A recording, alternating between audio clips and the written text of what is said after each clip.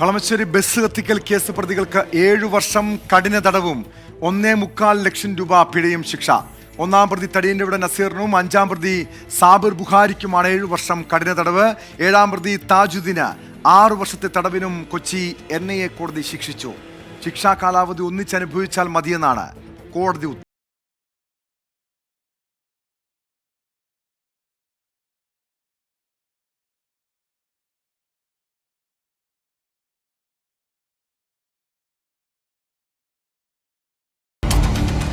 Remand കാലാവധി ശിക്ഷാ കാലാവധിയായി കണക്കാക്കുമെന്ന നിയമോപദേശത്തിന്റെ അടിസ്ഥാനത്തിലാണ് കേസിലെ പ്രതികളായ തടിയന്റെ നസീർ, സാബിർ ബുഖാരി, താജുദ്ദീൻ എന്നിവർ NIA കോടതിയിൽ കുറ്റം ഏറ്റെടുത്തത്.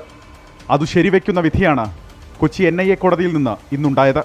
ഒന്നാം പ്രതി തടിയന്റെ നസീറിനും 5-ാം പ്രതി സാബിർ ബുഖാരിക്കും 7 വർഷം കഠിന തടവും 1.25 ലക്ഷം രൂപ പിഴയും വിധിച്ച കോടതി 7-ാം പ്രതി താജുദ്ദീന് 6 വർഷം കഠിന തടവും 1,10,000 രൂപ പിഴയും വിധിച്ചു. പ്രതികളുടെ റിമാൻഡ് കാലാവധി ശിക്ഷാ കാലാവധിയായി കണക്കാക്കും. സമാന രീതിയിൽ നേരത്തെ കുറ്റമേറ്റെടുത്ത 6-ാം പ്രതിയായ KA അനൂപിനെ 6 വർഷം കഠിന തടവിന് കോടതി ശിക്ഷിച്ചിരുന്നു. 2005 സെപ്റ്റംബർ 9-ന് എറണാകുളത്ത് നിന്ന് സേലത്തേക്ക് പോവുകയായിരുന്ന തമിഴ്നാട് സർക്കാരിൻ്റെ ബസ് രാത്രിയോടെ പ്രതികൾ തട്ടിയെടുത്ത് കളമശ്ശേരി HMT എസ്റ്റേറ്റിനു സമീപം ആളുകളെ ഇറക്കിയ ശേഷം കത്തിച്ചതാണ് കേസ്. സ്ഫോടന കേസിൽ കോയമ്പത്തൂർ ജയിലിൽ കഴിഞ്ഞിരുന്ന PDP ചെയർമാൻ അബ്ദുൾ നാസർ മദനിയുടെ മോചനം ആവശ്യപ്പെട്ടായിരുന്നു പ്രതികൾ ബസ്സു കത്തിച്ചത്.